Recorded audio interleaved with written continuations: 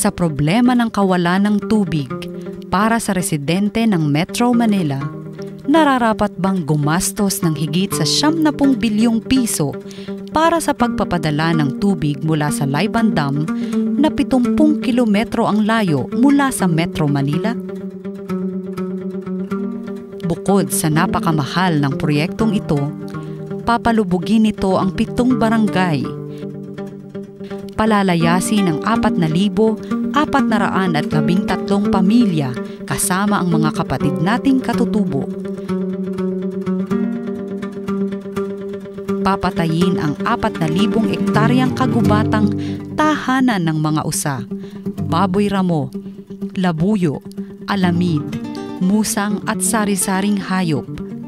Lulunurin ang mga punong kahoy na kailangan upang maiwasan ang lumalalang global warming.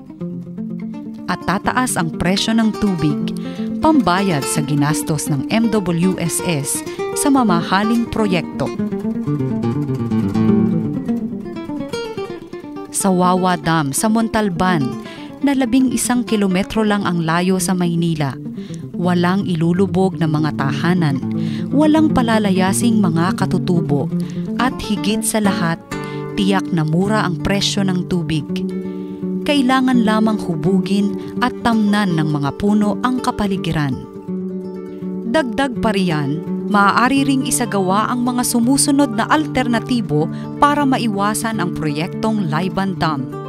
Ayusin ang mga pipe leakages. Simulan ang rainforestation ng Sierra Madre. Ayusin ang sira sa Angat Dam. I-rehabilitate ang Wawa Watershed at ang existing dam.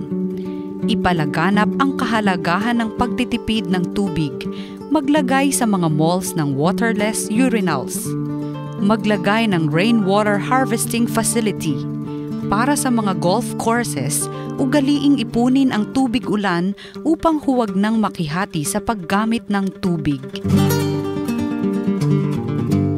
Tutulan ang proyekto ng MWSS ukol sa Laiban Dam at iligtas ang nalalabing kagubatan. Isang paalaala mula sa Archdiocese of Manila, Ministry on Ecology.